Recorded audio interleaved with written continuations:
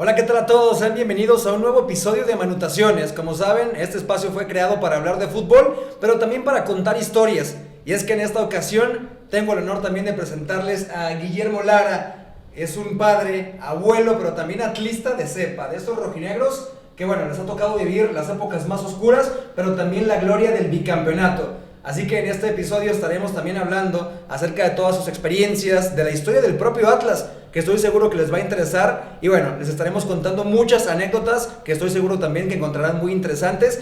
Muchas gracias por aceptar la invitación, Guillermo. De verdad es un honor tenerte por acá, porque creo que siempre hay algo de lo cual aprender. Y contigo creo que en este episodio vamos a aprender bastante. ¿Cómo estás? No, hombre, muy bien. Muchas gracias, Manu, por la invitación. La verdad es que me siento muy halagado, honrado, porque en alguna medida te conozco, que eres una gente que ha venido trabajando muy bien, te distingues como buen narrador, comentarista. Gracias. Y analista.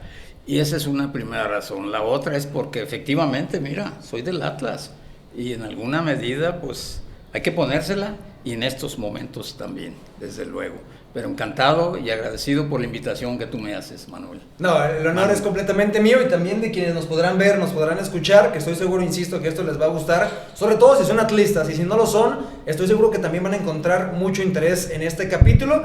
Y es que justamente, para partir del inicio, tendríamos que remontarnos a los inicios del propio Atlas, al 15 de agosto de 1916, cuando es fundado este glorioso club.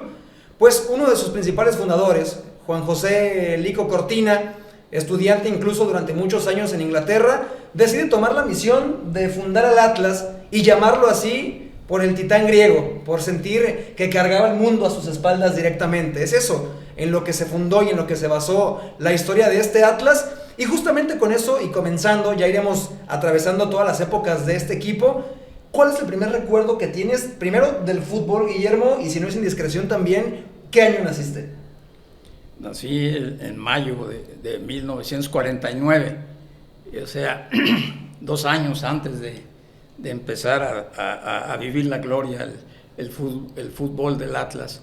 Y desde luego que lo aprendí y me enamoré del fútbol pues desde el barrio, porque es donde finalmente llega uno a jugar ahí, y en alguna medida también por haber asistido al Martínez Sandoval de entonces, que era el estadio, el campo de fútbol en el que jugaban los equipos tapatíos. Ahí fui a ver al Atlas y en alguna medida ahí me enamoré, como todos los atlistas, al ir a verlo en su primer partido. Hay una empatía que la arrastras y la juegas toda la vida. Sí, creo que muchos somos testigos, ¿no? De ese momento en el que uno se enamora por primera vez de su club, específicamente del Atlas.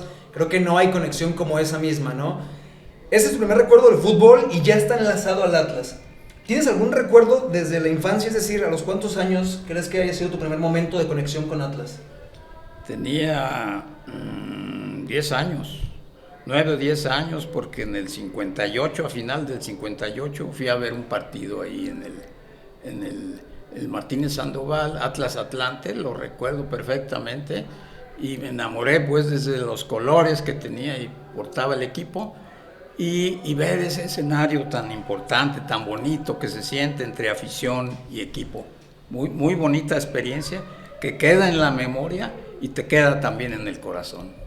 Y con esto, dices tú 10 años, pero ¿tú crees que el atlista nace, se hace, se hereda? ¿Cómo crees?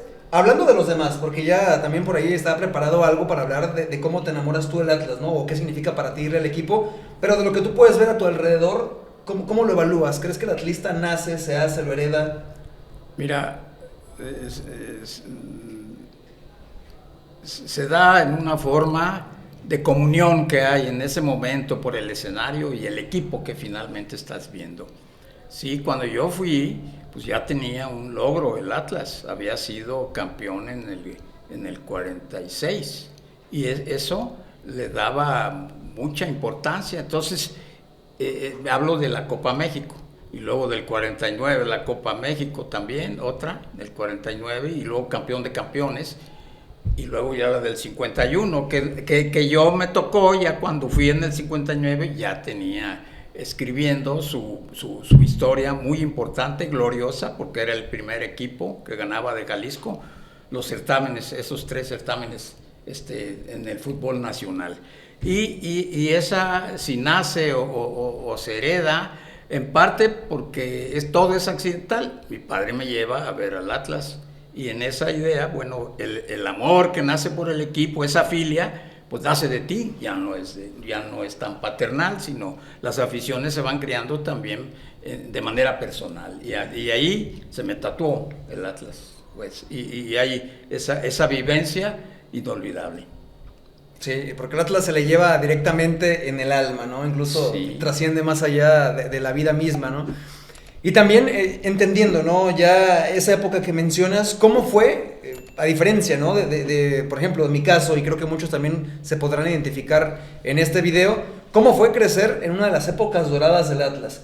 Te tocaron a ti 9 títulos. Creo que no todos a conciencia, ¿no? Al menos el de Liga no a conciencia porque tenías 2 años, sí, pero eran 4 de Copa MX, 4 campeones de campeones y 1 de Liga, en lo que sí se podría considerar la época dorada del Atlas, ¿no? Sí, porque pues el Atlas eso fue fútbol, fueron éxitos, fueron no tanto el éxito, pero aún así pienso que el Atlas nació para quedarse. Es decir, desde que nace como equipo, también empieza la primera piedra para formar el club, el paradero. Y fue ahí donde fue prendiendo la mecha, porque aparte de que el Atlas empezó desde el 9º campeonato ya de la liga profesional, ser el primer campeón de Jalisco en el certamen nacional, bueno, pues era muy, muy importante.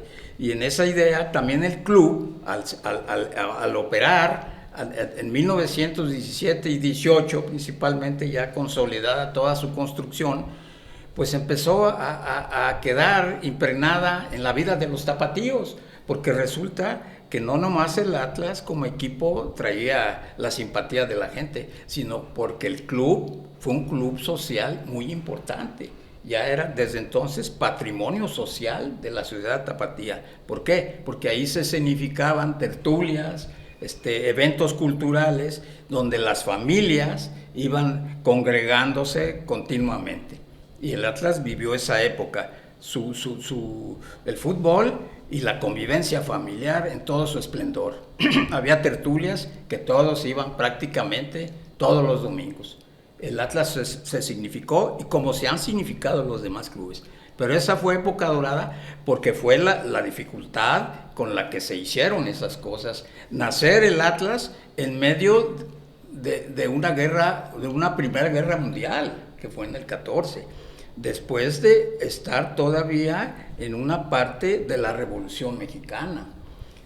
Y pese a esas situaciones sin sabores en aspecto mundial y nacional, hubo todavía energía para esos jóvenes que venían de Inglaterra de poner su piedra para dar nacimiento al Atlas. Fue algo virtuoso.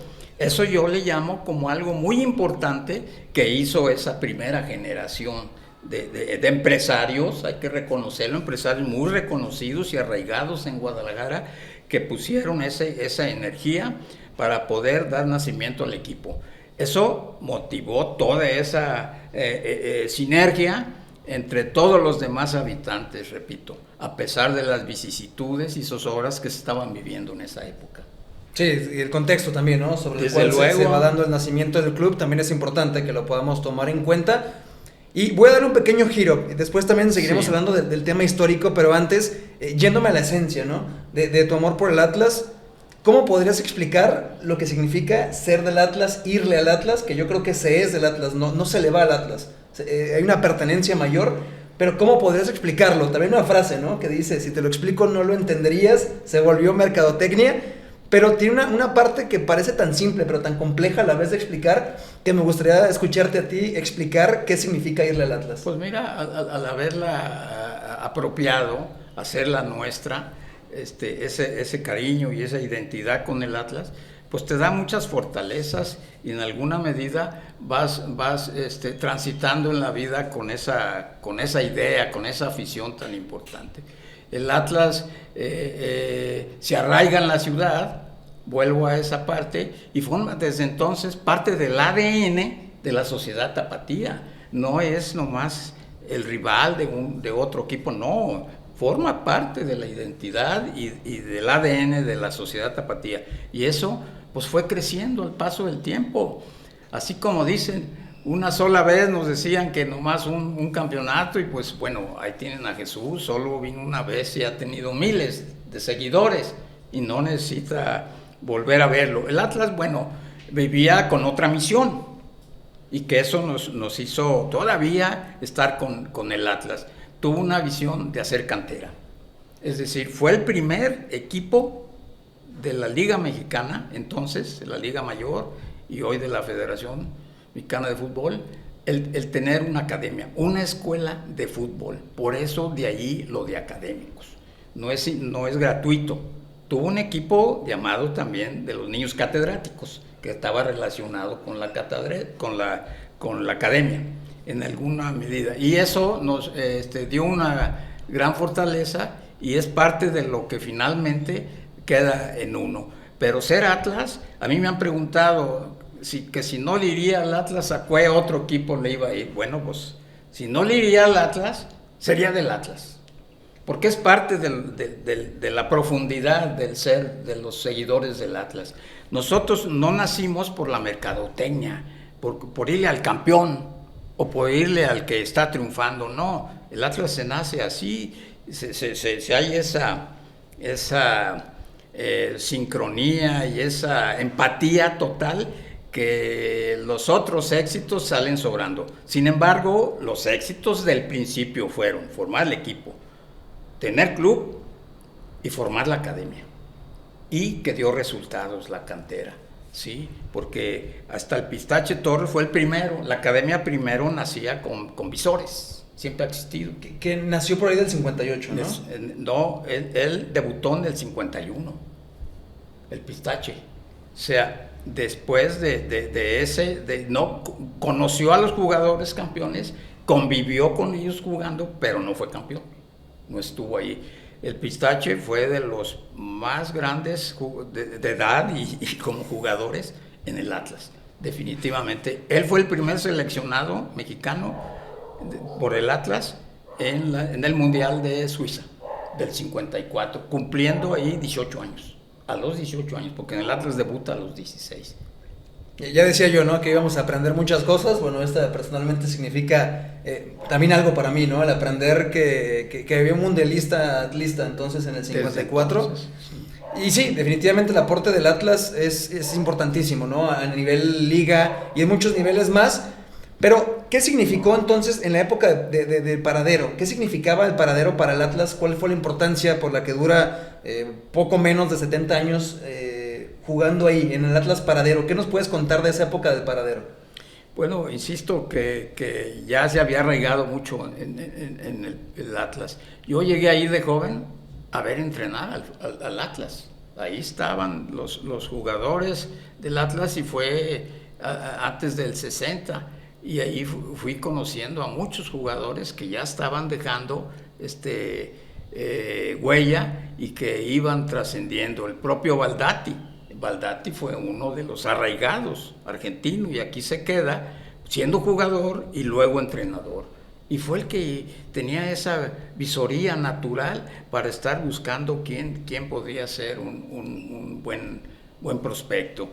En esa parte del Paradero, pues también iba uno a ver, yo ya asistí a tertulias de muy niño, pero los vi en los campos. Antes podía uno andar de niño en toda la ciudad, había mucha seguridad, nomás saber subirse al camión y llegar al destino que uno quisiera.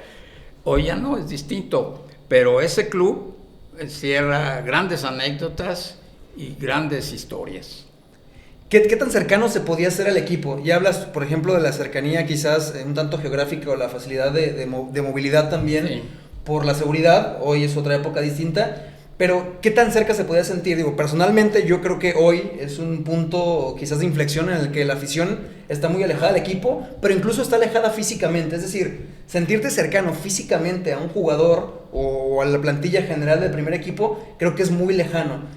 ¿realmente había posibilidades de encontrarse los jugadores en la calle, de ir a saludarlos? ¿Cómo era esa cercanía? Quizás no estaban tan elevados, ¿no? Como hoy están. Sí, era muy cercana.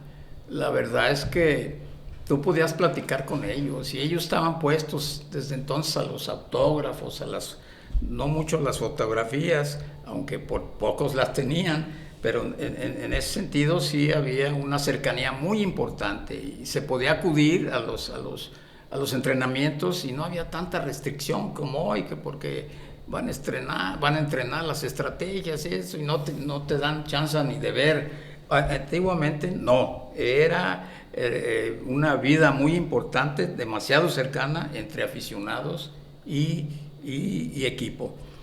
Fíjate, yo tengo anécdotas de que yendo al estadio todavía podía salir a los vestidores y ahí los saludaba, los felicitaba, los abrazaba, y en alguna medida pues seguíamos nosotros como si nada, ellos también. Pocos regresaban en camión, había esa cercanía.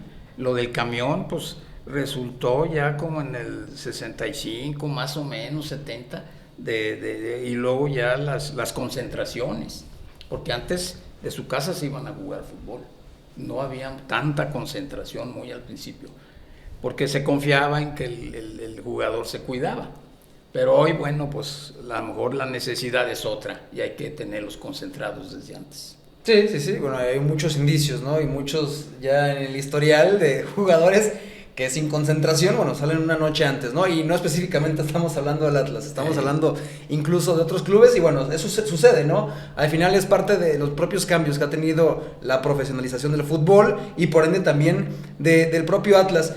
En el 60 se inaugura el Estadio Jalisco. Sí. Y de hecho Atlas inaugura el primer partido, lo hace frente a San Lorenzo de Almagro. ¿Recuerdas el partido? ¿Pudiste asistir? Sí. ¿Qué es lo que recuerdas? ¿Cómo fue ese ambiente? También, ¿cómo estaba el Estadio Jalisco? Que tengo entendido, no tenía las dos plantas. No. Fue construido e inaugurado solamente con una planta, después se remodela, ¿no? Sí, había sol, había sombra. El sol siempre estaba del lado poniente de la ciudad, del Estadio Jalisco, y del lado oriente estaba sombra, porque se jugaba al mediodía. Cuando se juega en la tarde es cuando da el sol, ¿sí? A esa parte del oriente, y el poniente pues se quedaba en el sol. Y si era nomás un solo piso, tenía una hilera de palcos solamente, una hilera. Después hicieron, al sumarse el otro piso, se hicieron dos más de palcos. Dos. Que esa primera hilera que mencionas seguía siendo la parte superior, digamos, del estadio, el límite. Estadio, así era, estaba arriba y se montaron las otras dos y sobre ellos y hacia adelante la demás tribuna que viene estando para la parte alta. ¿Cómo fue la experiencia? ¿Qué significaba la inauguración? O sea, ¿qué tan importante fue a nivel social y a nivel Atlas la inauguración del estadio? Pues era catapultar mucho al fútbol. Sentíamos que eso iba a dar todavía mayor despegue a los equipos de Jalisco, que ya desde la fuerza amateur, antes del profesional, también tenían sus ascendencias sobre equipos de la capital, ¿verdad? Los grandes y viejos equipos son América, Veracruz, el Oro también, pero de Jalisco el nivel profesional nomás estuvieron los del Atlas y Chivas, pero estaba ya Veracruz, otro equipo de Veracruz, el Moctezuma y el famoso Marte, y todos esos equipos que finalmente se fueron extinguiendo. Y Atlas ha permanecido por siempre, y yo creo que seguirá también existiendo en el fútbol, a pesar de que se le cuentan pocos los títulos en razón de que otros han logrado un poco más, pero ya las fuerzas se están nivelando y ya no son los equipos que ganan constantemente. El Atlas tiene esta particularidad de que se le señalaba únicamente como un equipo histórico por esa historia de un campeonato de liga, pero contando como todo el mundo suma, bueno, son 12 títulos hasta ahorita, y significa pues que no solo es historia, sino que es vigencia, que no solo es historia, sino también actualidad. Los históricos están siendo otros. Sí. Porque el Atlas es el más actual, otra vez, del fútbol de Jalisco. Sí, el primer y último campeón de Jalisco hasta este momento, y que todo pinta, ¿no? Seguirá siendo un buen rato más. Debe ser. Y sí, así debe ser justamente. También me gustaría preguntarte, ¿no? Ya hablamos un poco de lo que fue por ahí del 60, lo del Jalisco. Si avanzamos un poco más en el tiempo, vienen también los amigos del balón. Esa época donde quizás Chavarín fue uno de los que mayor marcó esa época porque era el goleador del equipo, ¿no? ¿Qué nos podrías contar de los amigos del balón? ¿Qué nos podrías contar por ahí de Chavarín, de esa época del Atlas? Y ya después pasaremos también a algunos momentos oscuros, ¿no? Que ha tenido quizás la institución, pero que bueno, también creo que todo vale y todo forma, ¿no? Un todo. Sí. También los momentos de desgracia forman lo que hoy es Atlas, ¿no? En muchos sentidos. Sí. ¿Qué recuerdas de los amigos del balón? Sí. Antes quiero volver a puntualizar. Después de esa academia, tuvo un gran equipo que se le llamaron los Niños Catedráticos. Y esos fue la primer cantera que formó todo un equipo. Es decir, fue un equipo de puros mexicanos, ¿sí? Y puros canteranos, ¿sí? El Gato Vargas, el Campeón Hernández, Humberto Medina, el Alemán Navarro, que vivía en el barrio ahí de La Perla, Pablito Flores, varios jugadores, y en ellos los Delgado, que ya empezaban ahí a jugar, y varios jugadores, Buenrostro, y otros jugadores, ¿sí? Esos fueron buenos jugadores y pura cantera rojinera, muy jóvenes, los Niños Catedráticos. Que es parte también, ¿no? De la historia. Y lo del balón, de los amigos del balón, pues ya, como dices, Chavarín, y vinieron dos extranjeros brasileños, Amaury da Silva y Verónico, que eran extraordinarios jugadores, aparte de tener Chavarín por el centro, y todavía estaban también Delgado y Jesús, que ya se había retirado, pero Delgado pasó a ser el 10 como medio, que siempre jugó, y solo jugó en el Atlas, como fue el Pistache. Esos nunca renunciaron al Atlas, ni quisieron irse, porque después del Pistache, Cisneros, Del Muro, que fue un gran defensa, y con el Gallo Cauri, que se fue al Monterrey, y todos esos, pero luego vino esa camada de los catedráticos, luego los amigos del balón, que había también canteranos, desde luego el Pillo Herrera también se suma, pero traían buenos extranjeros que les dieron brillo. Ellos tuvieron una anécdota, quiero platicarla sobre, sobre ese, cuando ya volvieron, ese equipo que dirigió el Pistache, también era el Pistache, entraba de bombero, como dicen, para rescatar al Atlas. Lo siguió en la segunda división, porque el Atlas ha descendido 3 veces, pero son las mismas que ha subido al año siguiente, lo que no han podido lograr muchos equipos. Nunca ha permanecido 2 años continuos en la segunda división.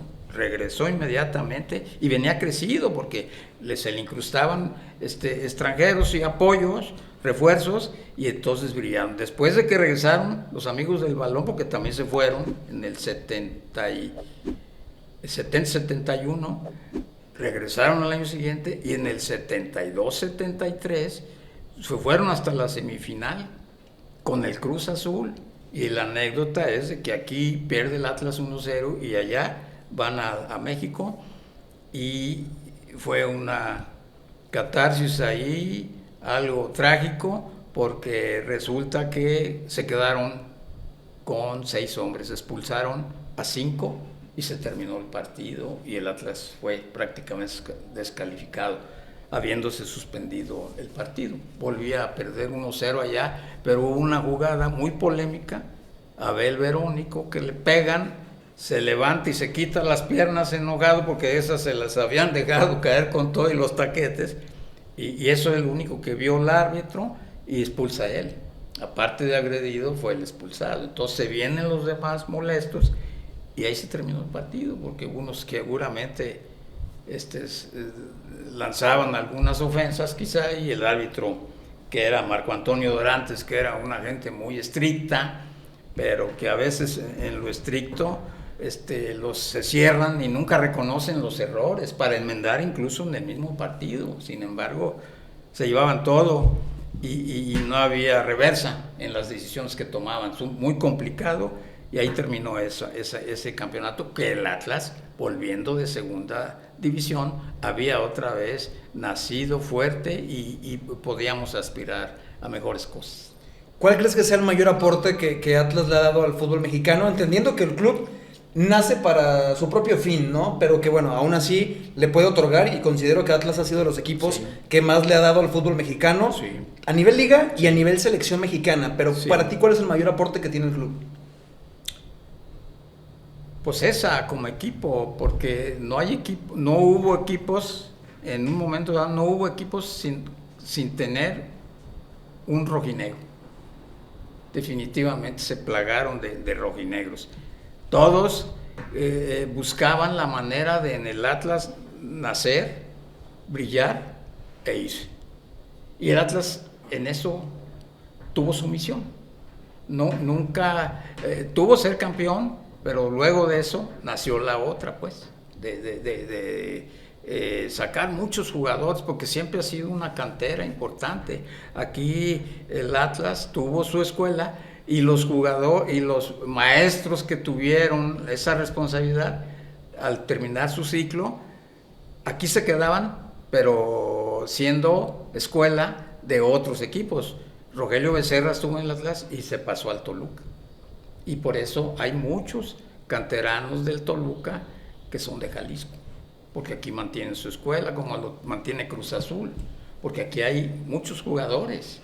Y entonces vienen mejor a buscarlos aquí, sentando sus propios escuelas de formación y captación.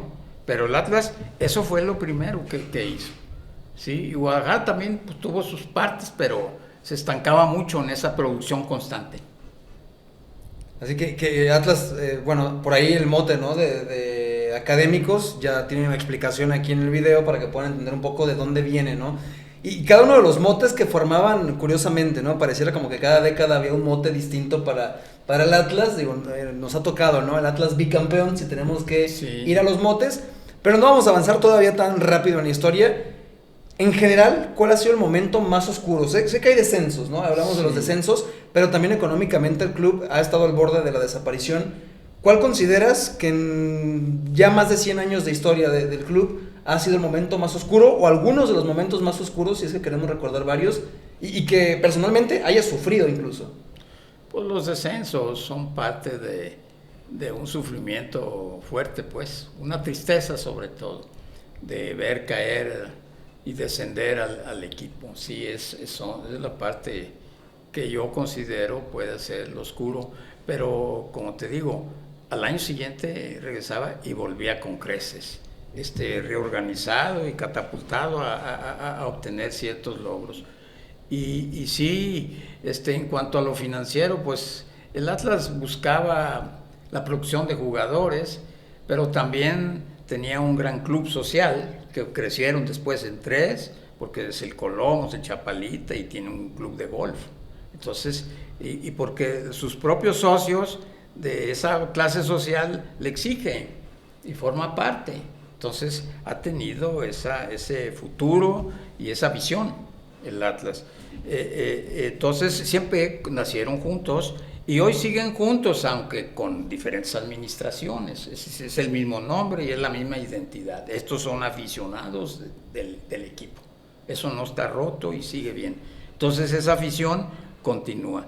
Y esa parte, bueno, la primera fue buena y exitosa en razón de lo que te explico, de que hubo academia, hubo cantera, formaron buenos equipos, aunque sea cada década que brillaron, y finalmente los clubes siguen cumpliendo esa función social, porque siguen conviviendo en la familia y promoviendo cultura y haciendo comunidad. Hoy, en este tiempo que se necesita hacer mucha comunidad, es decir, todos caminando hacia un mismo fin, con armonía, con trabajo, y esos equipos y ese club también forma esa obligación social que se tiene.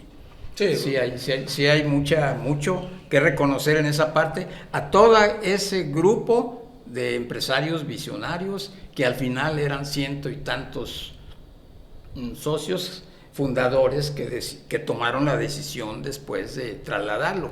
tomando en cuenta o de venderlo, desplazarlo a otras manos, a otras administraciones, porque todos, incluso el equipo vecino de esta ciudad, ya había cambiado de dueño en el 2002 y el Atlas era la única asociación civil que permanecía, porque desde mucho tiempo antes habían cambiado con otras visiones, con más poder, con más recursos financieros, catapultar más sus equipos, como son Monterrey, Tigres y América, que son casi inigualables. Parece bolsa de valores, ya una competencia deportiva.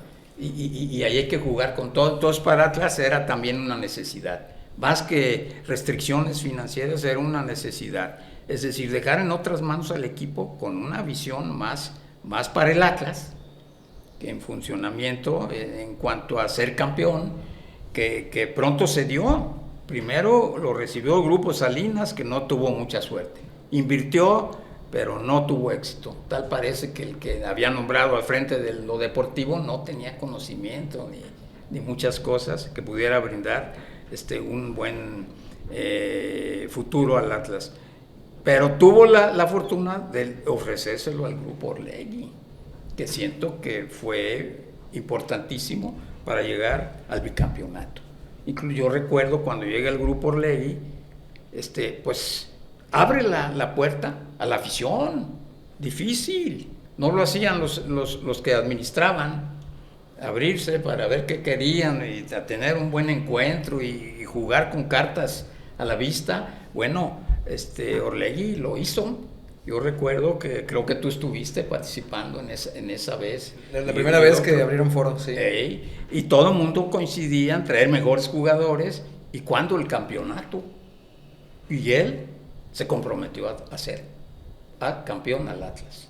Y lo cumplió con creces, porque nos dio otros 2 títulos, ¿verdad? El bicampeonato y el campeón de campeones. Entonces, en esa comparación de todas las administraciones, siento que todas han cumplido en esa historia que representa el Atlas. Han cumplido, pero sí con creces los Orlegui.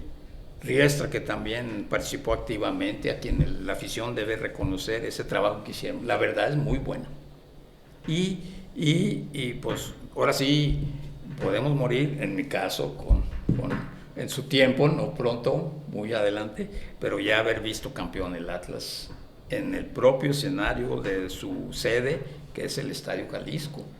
Muy vibrante y esa emoción inexplicable también, pero que nos confirma como atlistas. Por eso digo que es historia, pero también es actualidad, ¿sí? Y eso sigue creciendo con mayor fuerza en la sangre, en el alma y en el corazón, aparte de en la mente. Sí, completamente de acuerdo. Regresando al punto de los clubes, por ejemplo, cuando se funda Colomos, que es por ahí del 85, sí. ¿Qué tan adelantado estaba Atlas a su época? Es decir, o qué tan actualizado estaba, si había quedado rezagado y se actualiza, o si se adelanta demasiado a su época, porque por lo menos, ¿no?, en los propios libros de Atlas se mencionan como unos adelantados a su época por la infraestructura, por un tanto también la tecnología, la influencia en la sociedad. Pero digamos, en esa época, en el 85, ¿qué significaba tener un club como Colomos para un club como Atlas también? Sí, pues muy importante y en buena zona de la ciudad. Y la verdad es que, bueno, pues tuvieron esa visión. Y es Salvador Ibarra, el directivo promotor de eso, que saben construir y esa parte, y tuvo esa visión de hacerlo, y los socios acompañarlo desde luego en la idea. Y sí, sí hizo importante, pero seguía el club, sí cumplía con creces esa comisión, pero el equipo se quedaba corto en la otra exigencia. Es decir, sí, esto crecía, pero el equipo no tenía el mismo crecimiento en razón del club, porque son cosas distintas. Por eso el club se conserva, no se vende. Sí. Cuando se vende hubo cláusulas importantes. Siguen los colores, no puede irse de la ciudad. Y otro que se me va de la mente ahorita, que finalmente los hace que aquí se quedan, y por eso disponen del estadio y disponen de eso. Y Orlegui lo veo muy bien porque pues acaba de hacer ¿cómo se llama? La academia, ¿no? La Academia Haga, ¿verdad? Entonces sigue la tradición del nombre, pero también la necesidad de volver a esa misión que se tuvo de nutrir, de sacar sus propios jugadores. Sí, que incluso creo que hay un rumbo, ¿no? Un momento en el que pierde el rumbo el propio Atlas en cuanto a la cantera, en cuanto a la calidad, la cantidad también, porque creo que se acostumbraron, ¿no?, a producir una cantidad específica de jugadores. Si avanzamos un poco más en el tiempo, ¿no? Por ahí hay una discusión que entre ellos mismos me genera curiosidad y me gustaría escuchar desde tu perspectiva cómo se dieron las cosas. Llega Marcelo Bielsa al Atlas en los 90s, en el 92 llega Marcelo Bielsa y a él quizás se le da el mérito de haber formado una buena base en cuanto a la cantera se refiere. Sí. Pero después también está Efraín Flores, que también se adjudica una buena parte del mérito, y Ricardo Lavolpe, que es el que finalmente los hace jugar, volar en la cancha, ¿no? Por ahí, no solamente en el 99, sino en el tiempo que estuvo al frente del club, pero que lo más cercano que estuvo fue en la final del 99. Sí. ¿Qué aporte para ti tuvo cada uno de ellos en esta transición que quizás forma parte de un ciclo de casi una década, desde Bielsa hasta la culminación de ese subcampeonato de Atlas? Pues todos son hombres de su tiempo.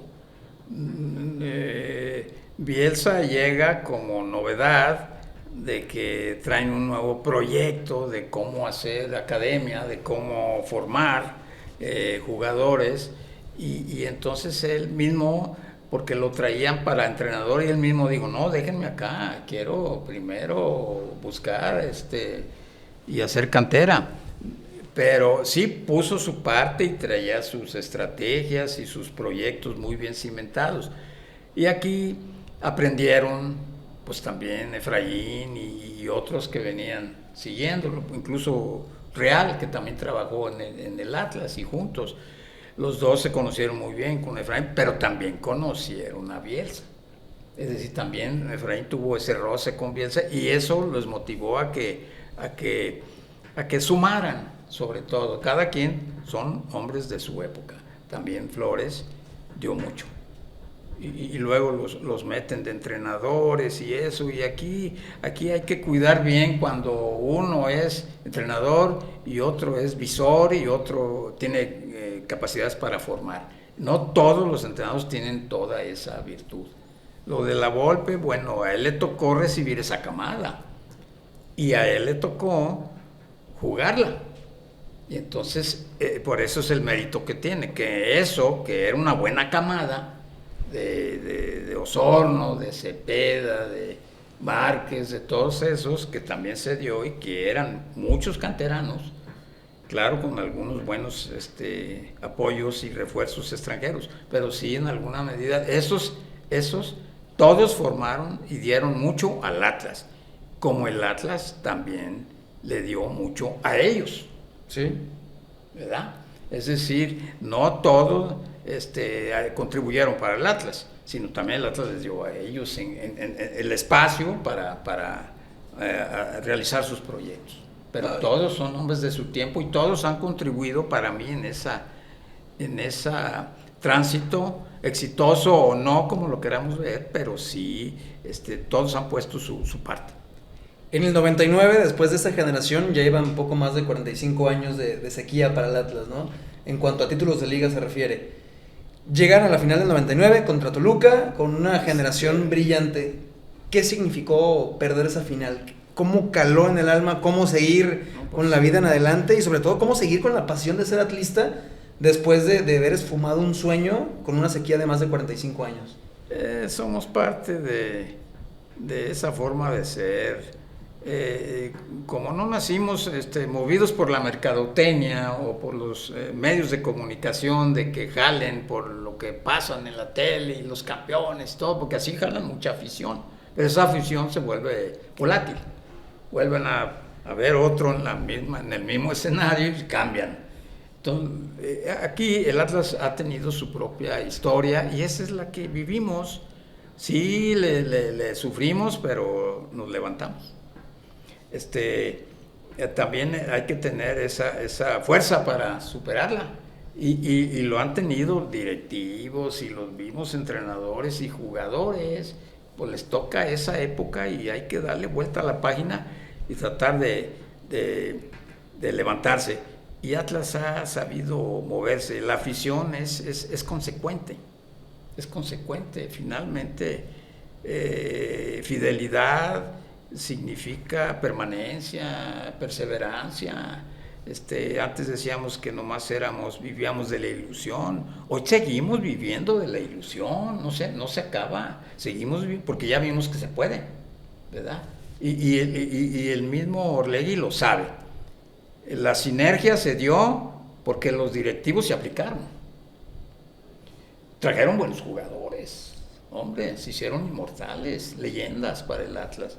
El entrenador finalmente brilló también muy bien, supo armar el vestidor y llevarlos a los fines trazados. El equipo también dio el 100, o sea, sí, y la afición también, porque fíjate que eso del primer campeonato se sentía que venía. En ese mismo campeonato se sintió, los cánticos iban ya dirigidos a ese ambiente, ¿verdad? Esa de la de Coca, vamos a dar.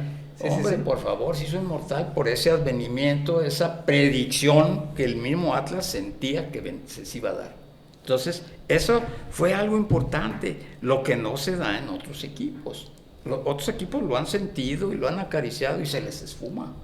El Atlas, pues nomás ha tenido 2 subcampeonatos, ¿verdad? Unos por puntos, en torneo largo, y el otro por perder la final. Pero nomás hemos perdido una. Sí. Se han jugado pocas, pero se puede decir que se ha ganado la mayoría, ¿no? Que es la parte importante. Creo que el sufrimiento es inherente al Atlas. Sí. Por ahí la frase, ¿no? También a lo Atlas se acuña. ¿Recuerdas a partir de qué momento se acuña a lo Atlas? ¿O por qué crees también que el sufrimiento siempre va de la mano de ser rojinegro? Pues es que hay coincidencias en esos resultados y cuando se da una repetición de hechos en el mismo sentido, pues empieza a hacerse algo llamativo y sorpresivo. Y como ganaba al final o perdía al final, pues por eso le llamamos a lo Atlas. Pero creo que a lo Atlas se le estigmatizó mucho en un sentido peyorativo, pero la verdad es que todos sufren eso. Jugando fútbol, la competencia no da seguridad. El mismo Tigres, el Monterrey, hombre, se caen inexplicablemente y no llegan, y con tanto poderío económico y futbolístico, y no llegan. Entonces, esas cuestiones todos las sufren. Todos las han sufrido y los aficionados igual. Y el fútbol sigue. No se acaba el mundo. Sí, que muchos dicen, ¿no? Que el fútbol es lo más importante de lo menos importante.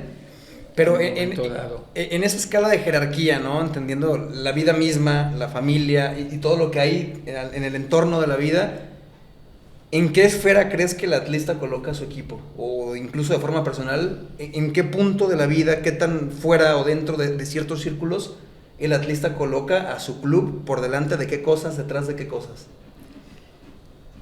Pues primero, es una afición natural que se nace y vamos decididos a ver fútbol y que en un momento dado puede darse resultado favorable o no. Sí nos hemos preparado en alguna medida que se puede ganar. Esa es la idea, se puede ganar y bien vuelves frustrado porque esa posibilidad se esfumó, ¿verdad? Y lo estamos viviendo hoy. Quiero hablar puntualmente de Bañat. Con Bañat, pues ya no se da esa situación. ¿Cómo se inició esta temporada? Perdió con el Necaxa. ¿Por qué? Iba ganando, fíjate, iba ganando. Y hubo 2 expulsados. Eso se repitió todo el campeonato. O muchas fechas del campeonato. Varios expulsados. Incluso uno expulsado 3 veces. O sea, no se corregía. Y también es error del jugador, pero error del entrenador. Yo amonestado, pues lo saco porque Está el riesgo latente, ¿no? De la segunda amarilla, entonces juegas. Y Bañat, por ejemplo, con el América, perdió uno a Santa María por expulsión y todavía quiso jugarle de tú a tú. Tampoco era para... Y por eso abrió la cancha, pues llegaron los goles. No se puede, ya tenía un jugador menos. Cuando lo expulsaron tenía el empate y se podía defender. Se rompe el partido por la expulsión. Pero se rompe porque la estrategia ya no era la misma. Porque jugó de tú a tú, pues 11-11. Incluso metió primero el gol. Sí. Es otro problema que tuvo, ¿eh? Es otro problema que tuvo. De ir ganando, a medida que pasa el tiempo, yo sentía que íbamos a empatar o perder. Porque se veía. Porque otra vez no tenemos cambios. Sí, no. No hay cambios. Entonces, y sucedió contra Pachuca ganando 2-0, contra Puebla ganando 2-1, contra Cruz Azul ganando 2-0. Sí. Hubo muchos partidos así. O sea, no se corrigió nada. Eso es la crítica o lo malo que veo en Bañat ahorita, en esa parte. Y ya será de los directivos que hacen con eso. Pero así está la situación. Ojo, cuando el Atlas fue campeón en 51, 2 años después, se fue a segunda división por primera vez. No me digas. No son actos premonitorios, pero hay que estar atentos. Los directivos deben estar muy atentos a esas cuestiones. Estamos tocando fondo. Entonces, debe haber corrección. Sí, ya encendieron la llama de buscar producción de jugadores, pero no es inmediato. Hay que darle su proceso y ahorita la urgencia y la prioridad es otra, pero está en manos de ellos. ¿Y cuál es la posición de la visión? Bueno, como somos fieles, pues hemos aguantado, significa tolerancia también, y hemos sido tolerantes. En esa idea hay que esperar que vuelvan a alinear un poco los componentes de esa gran sinergia, porque ya lo saben, cómo fue campeón el Atlas, no creo que en 2 años se olvide. Entonces hay que buscar volver a alinear esos componentes al 100%. Sí, que luce complicado al menos el panorama a corto plazo, ¿no? Al menos también en el momento en el que estamos grabando, que es en el primer semestre del 2024. Pero Atlas también tiene historia, por fortuna, internacional. Sí, ha tenido participaciones, bueno, recientemente, ¿no? Incluso en la CONCACAF Champions, ahora llamada Champions Cup, pero bueno, la Champions o la CONCA Champions, como normalmente se la llamó y se la acuñaba. Pero también participó en Copa Libertadores, que creo que era un torneo que vestía más, que importaba más también. Le toca jugarlo en el 2000, en un grupo bastante bravo, en el que logra avanzar, incluso en octavos de final le gana a Junior de Barranquilla y pierde con Palmeiras. Después también, si seguimos algunos años más, en 2008, en el equipo de Miguel Ángel Brindisi, al que muchos también no le recuerdan muy bien por ese partido de cuartos de final frente a Boca, pero donde Atlas es líder de grupo. O sea, es decir, 2 participaciones muy buenas, llega también a cuartos de final, eliminando en octavos a Lanús, y sucedieron cosas extrañas. Sí. Porque Atlas va y le empata 2-2 en la cancha de Vélez a Boca Juniors, y en Jalisco misteriosamente se come un 3-0, ¿no? Sí. Y después tenemos el antecedente de la Libertadores 2015, que es cuando Atlas no pasa de fase de grupos y bueno, queda en cuarto lugar incluso, ¿no? Como último hace con Tomás Boy, ya con Azteca al frente. Pero a lo que voy con todo esto, con citar la Copa Libertadores, ¿crees que realmente la Copa Libertadores le daba quizás un plus al Atlas en una cuestión histórica llegando a cuartos de final? Yo creo fielmente que en el 2008 se pudo haber llegado mucho más lejos porque Boca se convierte en campeón y Atlas pudo haber sacado a Boca, ¿no? Pero la afición del Atlas, ¿cómo crees que toma la Copa Libertadores, esa historia durante 3 ediciones? Pues primero muy bien porque pues escalan y se meten a esos eventos y todo era por las posiciones que se tenían en la liga y eso había un aliciente, otra motivación más para que si no se logra un campeonato de menos por el lugar posicionado poder jugar esos torneos internacionales. Pues era un volado porque el Atlas en los amistosos siempre ha sido bueno, en pentagonales incluso aquí, aquí en México, brilló mucho, ganó un pentagonal en México, Distrito Federal, y siendo, porque había sido el subcampeón, y ahí estuvo presente y ganó ese torneo. Pero en los amistosos también, con River, cuando vino Santos, fueron buenos juegos, pero sí en la Libertadores era difícil, sobre todo cuando van en campo ajeno, cuando van allá de visita, como que todos los equipos mexicanos bajan. Algunos, pues, el Atlas frente al Boca sacó buen resultado, pero aquí sí, fue muy raro, porque nadie esperábamos eso, el estadio estaba lleno, sí. esperando ver triunfar al Atlas, pero pues se dio ese marcador de 3-0, efectivamente, que se perdió, y creo había por ahí una relación, ¿verdad?, de los que estaban, uno de entrenador y el Boca. Que uno de los rumores, ¿no?, que principalmente dicen es que a Brindisi le amenazan previo al partido porque tenía familia en la Argentina y que, bueno, los hinchas de Boca lo habían amenazado.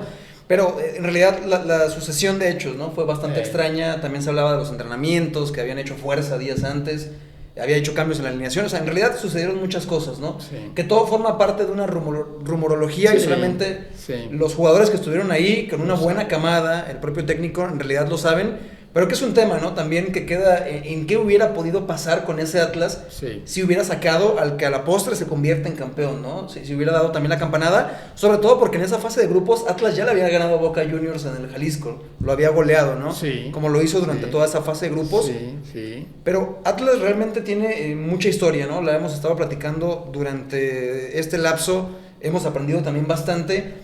Y también tiene esa historia internacional, ya ahora con la CONCACAF, que disputa su primer campeonato, y bueno, queda eliminado por Filadelfia en cuartos de final. Pudo haber sido peor, ¿no? Incluso en los octavos de final frente al Olimpia, pero al final sigue construyendo su propia historia, ¿no? De más de 100 años. Y es ahí cuando, yo sé que ya citábamos algunas cosas, pero me gustaría hacer una quizás remembranza adicional a la llegada de Grupo Orlegui. Porque con Azteca, bien lo decías, se hacían algunas cosas, creo que en una cuestión de fútbol, de cancha, no se hacían bien. Se intentó, se invirtió, pero creo que no se hace quizás de tan buena forma. Y con Grupo Orlegui llegan en 2019, cuando se anuncia esa venta, después de la venta también a Grupo Salinas, ¿recuerdas cómo te sentiste? Si te sentiste ilusionado, si había escepticismo por parte tuya, por parte de la afición, ¿cómo la percibías? Pues sí, desde luego, porque como no conoces a fondo los nuevos compradores, de Azteca ya sabíamos, se decía que no había hecho campeón a ningún equipo y que cómo se le había vendido al Atlas. Lo que pasa es que era un comprador intachable en cuanto a recursos financieros, que daba la duda de cómo iba a ser su inversión y el éxito deportivo, que no era muy bueno, eso sí. Orlegui ya traía antecedentes de exitosos con el Santos y creo hasta en un equipo de béisbol que llegaron a tener por ahí, por el Pacífico. Entonces son hombres exitosos, saben a lo que van y lo comprobaron con el Atlas, es decir, teníamos la duda, pero dejaron evidencias de que saben manejar las cosas, sobre todo futbolísticamente. Sí, ahí está la muestra, ¿no? Incluso no comienza bien la gestión cuando designan a Pedro Portilla, ¿no? Ahí sí. Que forma una base en cuanto a los fichajes, porque con él llega Camilo Vargas, por ejemplo, ¿no? Pero realmente creo que todo se apuntala ya con la llegada de Aldo Rocha, con la llegada también de Julio Furch, que fue parte importante de la gestión de Pepe Riestra, pero también ahí llega Diego Coca. Cuando anuncian a Diego Coca, o primero creo que vamos un poco más al pasado, ¿qué recuerdas de Diego Coca como jugador? No, buen jugador, era defensa central, muy bueno, y serio como lo es, cumplidor, siempre estuvo presente y creo que hizo sus aportaciones, desde luego. Tuvimos otros, Lavallén y el otro jugador que retiraron el número de la camiseta, hombre, y que jugaba en el River. Toto Berizzo. Berizzo, que fue otro jugador. Ellos eran un poquito más centrones y Coca era cumplidor, pero no tan entrón, es muy serio, técnico en alguna medida para jugar fútbol. Los otros eran más centrones y como se jugaba el fútbol fuerte en Argentina. Pero cuando ya llega como entrenador, tenía un campeonato. Sí. Ya traía una acreditación importante, ¿verdad? Es como para la selección. Para la selección a mí me gusta, por ejemplo, un entrenador que haya sido campeón mundial. ¿Por qué? Porque se trata de un certamen mundial y no se trata de un campeonato nacional interno para condecorar a un entrenador nacional o que haya triunfado en el fútbol mexicano. No da éxito, nunca hemos tenido éxito. Quien más nos aportó fue Menotti, que su paso fue fugaz. Y lo digo porque lo viví y lo medí. Lo que pasa es que Menotti había llegado cuando estaba Cuico Ibarra y Francisco Ibarra y Maurer y una serie de directivos que no estaban bien vistos por la otra corriente oficial que siempre ha existido. Entonces ellos trajeron a Menotti y Menotti no duró mucho, pero fue el que más, porque era el que más dio, porque siempre se han distinguido como filósofos del fútbol. Valdano, Menotti, Bielsa, forman corrientes muy importantes en ellos y son dos grupos que han venido jugando. Por eso a mí me gustaría un entrenador volviendo que hable español y que haya sido campeón mundial.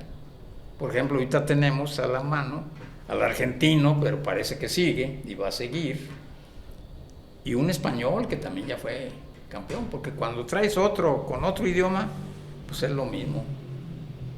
La dificultad en la comunicación, y porque hoy es mucha comunicación el fútbol.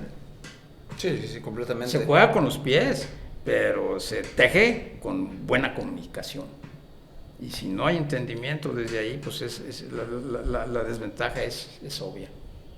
Sí, completamente de acuerdo.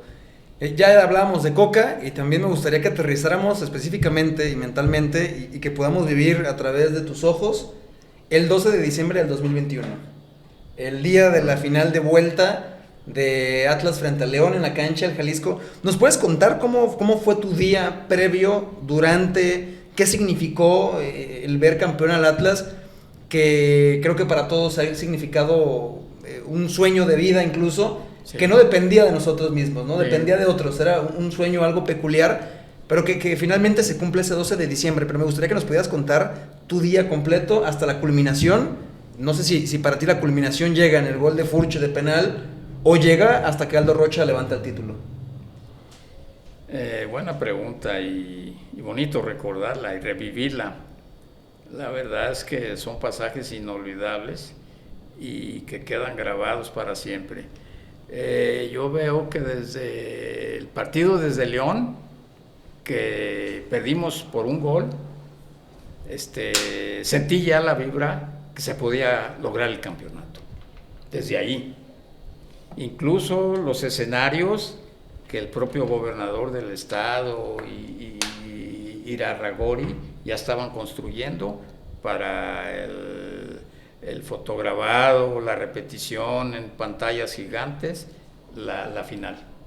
O sea, todo estabas ya en la misma idea que estamos manejando, abocado a que así venía.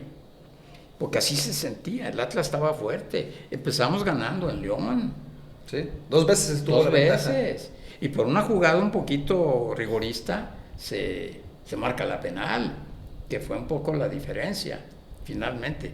Pero sentíamos que entonces el día que llegaba, habíamos sufrido en el 19 la pérdida de un nieto muy querido, y en ese momento se nos prendió desde antes, cuando ya había ganado el Atlas a Pumas. Pumas, sí. Pensar en que mandar a hacer unas camisetitas con la foto porque ya todo el mundo hablaba de que iba a ser campeón y que muchos ya se habían ido de este mundo porque siempre se ligaba pues que cuando los atlistas iban a ver campeón otra vez al Atlas. Entonces fueron momentos muy emocionantes los que se vivieron, la verdad, y que finalmente nos llevamos nuestra camisetita bien puesta porque teníamos la seguridad que él también jugaba su partido de fútbol y todos finalmente salimos muy felices. Desde luego que el gol de Rocha nos puso ya en la posibilidad, ya estábamos adentro para jugarla, seguían los tiempos extras, se nos estaba cayendo Quiñones, y a veces nos pasaba en la cabeza el fantasma de las penales de Toluca, ¿sí? Entonces aquí sí pensamos, pero todos sentíamos esa seguridad, fuimos al fútbol y sentíamos, y toda la gente también vibrando desde luego, y se vienen las penales, y la seguridad que teníamos fue porque Camilo ya se había significado en ser un buen parador, atajador de penales, y se mandó con 2, ¿verdad? Que Rocha falló 1. Sí, el poste también agónico. Que sintió lo peor, pobre, porque había dado mucho también, dio mucho por el Atlas ese campeonato. Y entonces, y vino finalmente, porque hubo 2 canteranos que dispararon también las penales, el que había fallado, el medio, el Gadi, que había fallado un gol, que todo mundo se lo reclamamos, y él mismo, algo inexplicable, y el Trejo Tincho, también. el Tincho y hasta Trejo. Sí, cobra el Stitch Angulo, luego falla Rocha. Mete el Gary Saldívar, mete Trejo y finaliza Furch con la serie. Furch, sí, qué bueno, por eso es el último, porque la va también a asegurar que con esa ganábamos, y se logró. No, pues el mundo se volvía loco en la Plaza Niños Héroes y en el estadio, y todo el mundo pensando que íbamos a ir a los Niños Héroes a seguir, porque siempre estuvimos esperando esa oportunidad para contarnos cuántos atlistas iban a festejar ese campeonato. Y que hay imágenes muy lindas, ¿no? Incluso aéreas de la glorieta completamente llena, y una buena parte de Avenida Chapultepec. Y también ahora que queda campeón el Bayer Leverkusen por primera vez en Alemania, que también es equipo rojinegro, se hacía viral mucho una imagen donde la gente salta a la cancha, y la invade, ¿no? Y saltan allá a festejar. Yo sostengo que es lo único que le faltó quizás al 12 de diciembre, pero me topaba con una reacción de la gente, y no sé si estás de acuerdo conmigo, pero decían, es que en realidad no sabíamos qué hacer, o sea, no sabíamos cómo festejar, sí, porque era algo que, pese a que había ese sentimiento de positivismo, ¿no? De esperanza de ganar el título, no había un manual de cómo festejar cuando llegara ese momento. Es decir, era una mera reacción de la gente y no tanto un plan, ¿no? Que seguir. O sea, muy interiorizado el sentir de que íbamos a hacer, pero tampoco externarlo y hacer preparativos en ese sentido. Lo que pasa es que a veces los preparativos, ¿cuántas camisetas no las tienen que guardar? Porque las mandan a hacer antes y eso, pero son frustraciones finalmente que se dan, pero lo logramos, y lo demás no faltaba mucho. Estábamos brindando a nuestra manera, porque también era muy riesgoso saltar a la cancha, porque hoy están más expuestas a eso. Quitaron los alambrados por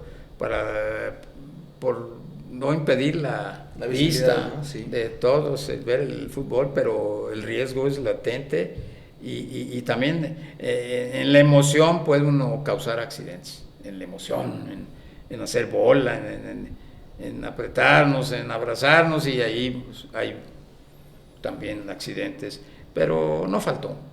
El brindis llegó a su 100% y el festejo, de manera que esa era imparable. Que lo más importante, ¿no? Al final es que haya sido en el Estadio Jalisco, que creo que tanta espera era lo mínimo merecido que Atlas se pudiera coronar en su casa, ¿no? Así es, pero tuvimos 2 gustos, luego el bicampeonato y fue afuera. O sea, fue en sede y allá. Y nos fuimos también con la seguridad de que íbamos a campeonar otra vez, por el gol de Quiñones.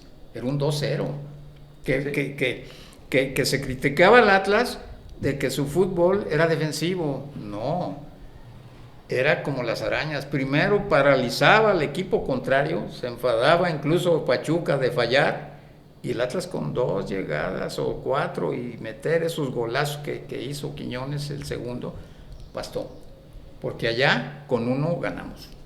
Sí, sí, sí. Justamente fue suficiente, otro de fútbol. Incluso sufriendo un tanto, ¿no? Con la expulsión de Chalá en los últimos minutos. Sí, en los últimos minutos. Pero que era un Pachuca también ya mentalmente agotado, que ya no se veía por dónde no pudiera hacer daño al Atlas. De que no podía. ¿Por qué? Porque, y no es que fuéramos defensivos, primero los maniatamos y luego con un gol ganábamos, porque teníamos defensa. Sí, sabíamos eso. Pero fue un sistema. Lo que le faltó a la selección con Lozano. Cree que porque tiene condescendencia con los jugadores jóvenes ya van a jugar bien. No. Todo el mundo criticó que le faltó sistema. ¿Sí? No se podía jugar tú por tú a Estados Unidos. Y ahí está, se perdió. Y entonces hay cosas así que finalmente con sistema. Por eso, para ser campeón mundial necesitamos un entrenador que haya sido campeón mundial. Así de sencillo. A lo mejor puede ser brasileño, que también dominan algo el español. Pero sí, o alguien que de menos el subcampeonato mundial, que tenga esas cartas de presentación.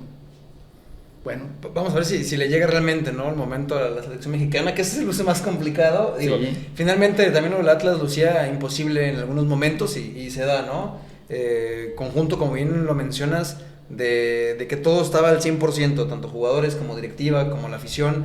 En realidad fue una muy buena comunión que desemboca en el premio de toda una vida para los atlistas. Sí.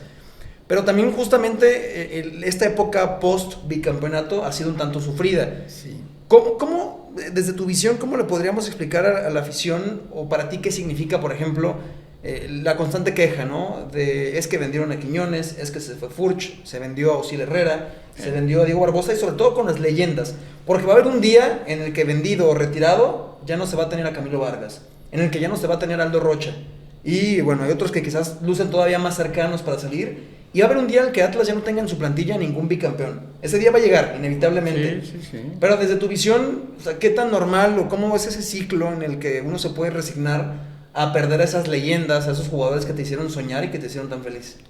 Sí, hay que volver por esa sinergia. Pero también hay que aceptar que los proyectos se agotan. Unos porque no se pueden dar y otros porque ya se cumplieron. En el Atlas ya se cumplió en dos campeonatos. Entonces, y todos los proyectos en esa idea no son permanentes. Es decir, lo único permanente es el cambio. Es decir, porque los jugadores son dinámicos, pronto terminan su ciclo y los entrenadores igual. Entonces empieza una nueva revolvencia y una nueva reconstrucción. Y la idea está en que van a producir jugadores y a ver cómo apuntan nuevamente para que las adquisiciones, porque las últimas no rindieron, cómo se logran y buscarlas, y un entrenador que les siga impulsando ese potencial que tienen, porque eso también se logró, que se potenciaran al 100%. Sí, fue difícil, pero se hizo. Pero se logró, estaba todo alineado. Entonces, en esa idea, tenemos que aceptar que los cambios vienen. Y lo mismo Pepe Riestra, bueno, ya fue bicampeón, deja él mismo la vara alta y luego se caen, ya no se puede sostener. Se rompe el ciclo, se termina el ciclo. Pero lo bueno, lo saboreamos y lo dejó, y lo logró. Y todos los proyectos así son, se agotan porque se cumplen. Es el caso del Atlas. Y se va a vivir. Y la afición, tenemos que estar conscientes de eso. Viene la transición y ojalá no nos afecte tanto, pero rápido levantarnos y volver a dirigir nuestra visión a ese rumbo, a esas metas. Se puede. Ya lo vimos y lo gozamos. Y ahora me gustaría preguntarte también, ya estamos por finalizar esta entrevista y también esta buena plática donde hemos aprendido bastante, y para aprender todavía más, me gustaría preguntarte, con los equipos que pudiste ver de Atlas, con tantos jugadores que has visto pasar y vestir la camiseta rojinegra, ¿cuál es tu once ideal? Y creo que eso a mucha gente le puede abrir mucho el panorama, ¿no? Al considerar jugadores de otras épocas. ¿Cuál es tu once ideal histórico del Atlas? Bueno, difícil, porque sí ha habido muy buenos jugadores. Tú me vas diciendo y yo Sí, acá en la tableta los voy a ir señalando. perfecto. Me gustaría de portero Camilo, por esos 2 campeonatos que nos regaló. Sí, Pavel Pardo por el lado derecho. Acá está Pavel entonces. Sí, Del Muro de defensa central. Acá está el defensa central también. 2 defensas centrales, Del Muro y Márquez. Acá tenemos a Rafa. Bien, bien. Y quizá el Hueso. El Hueso Reyes como El lateral Hueso izquierdo. Reyes. Así que tenemos nuestra línea de 4 ya lista. Sí, sí, cómo no. Luego, a Cepeda, por el lado derecho, medio derecha, Rocha. Acá en el centro. Pepe Delgado. Junto con Rocha. Quiñones. Y Quiñones como volante por Así izquierda. es, porque goles metería en ese sueño. Aceves, adelante, y Chavarín. Ahí está, la Aceves pareja fue de campeón goleador. centros delanteros Es con mucha es historia. el goleador ¿no? del sí, cómo no. Fue campeón con el América. Sí, mucha historia en este 11 ideal para que también nos puedan dejar el suyo acá en los comentarios. Nos gustaría leerlos, pero esto es por buena experiencia. ¿Y hay algo en la banca que tengas preparado? Sí, cómo no, o sea, porque también merecen estar. El Gallo Jauregui por el lado izquierdo fue extraordinario. Y luego campeón Hernández, un gran defensa central, canterano. El Pistachito Torres, que también es un símbolo en el Atlas y era muy bueno, con buen dominio y toque de balón. Magdaleno Mercado entraría también, en la media, fue un gran tirador de media distancia, muy fuerte. Y Furch, entre algunos otros, sí, porque también merecen estar en la titularidad. Y de portero el Gato Vargas, que sería un buen sucesor de Camilo, fue un jugador seleccionado nacional. Y nos falta nada más uno, el técnico para estos 11. Pues ahí entraría Coca, por los jugadores que hay, y Baldatti, en honor a aquellos campeones, porque Baldatti fue jugador y a la vez entrenador, incluso jugando era entrenador del Atlas y después dejó eso para ser entrenador. Así que ahí está el 11 histórico, para quienes se pregunten, bueno, podrán ya buscar a cada uno de los jugadores si es que no lo conocen en lo particular, pero bueno, forma parte de toda esta historia que tiene Atlas. Y con esto también ya estamos llegando al final de esta charla que ha sido bastante entretenida, de mucho aprendizaje, de mucha historia, pero siempre es bueno volver a las raíces, es bueno recordar.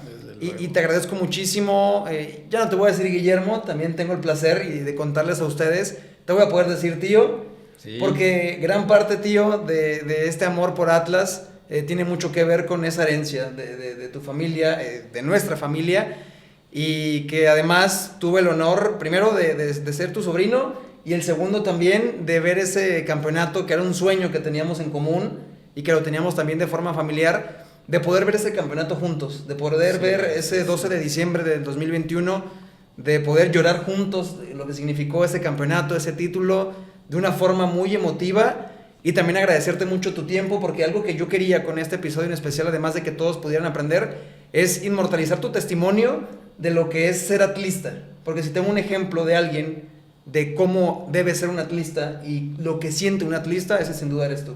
No, hombre, muchas gracias, Manuel. Me sorprendes, me emocionas. La verdad es que, al contrario, gracias a ti, porque abrazaste también al equipo Atlas, y es que se te tatuó, porque yo llevaba a mis hijos a ver al Atlas y me hacía de las influencias para pasarlos al campo de fútbol y tomarse la fotografía con el equipo. Por eso se te quedó marcado, porque además, al tener esa foto, se la regalamos en un marco especial para que quedara grabado. Así están mis hijos, todos ellos, porque yo también tengo una foto cuando fui al estadio, el que me llevó mi padre allá al Martínez Sandoval, Y esas quedan marcadas porque las fotos son memorias eternas, inamovibles, que se quedan como a veces esa memoria del hombre, sino que también está esa para que quedar para siempre. Entonces, la foto era necesaria. Entonces, por eso están hasta en los matrimonios. Para que haya constancia. Para que haya constancia y sea inolvidable. Pero son eventos pues importantísimos que se llegan a recibir en el alma. Pero te agradezco a ti, al contrario, porque eres un sobrino extraordinario y además extraordinaria persona, y que Gracias. te has sobresalido en tu profesión y que hoy abrazas este camino del fútbol, pero vivido con mayor emoción y muy cercano, porque narras algunos juegos del Atlas y porque tienes un análisis profundo de cómo va y se ha comportado el equipo. Y cuando llegan veo que haces análisis muy importantes, que no solo son de percepción, sino con las herramientas suficientes para dejar la muestra real de lo que son los jugadores, de cómo participan, los sistemas. Eres admirable también en la familia y te queremos mucho todos. Muchas gracias, Muy tío. especialmente de mi parte. Muchas gracias, tío. Muchas gracias también a todos ustedes que han visto este capítulo. Lo mismo de siempre, de invitarlos a que se suscriban, a que nos dejen sus comentarios acá de qué les ha parecido toda esta remembranza de la historia de Atlas y también contada desde los ojos de mi tío Guillermo. Y también a nombre de Alfredo López, que está por acá en la producción, te agradezco mucho el haber venido, tío. Un abrazo también muy especial a toda mi familia, a Lalo, a Karen, y bueno, ustedes saben, a todos, a mi tía Luz también, no quiero saltarme ninguno en lo particular, pero también les mando un fuerte abrazo y que esta es parte de una herencia familiar que me enorgullece también. Así que bueno, nada, esto fue el episodio de Manutaciones, espero que lo disfruten y nos vemos hasta la próxima.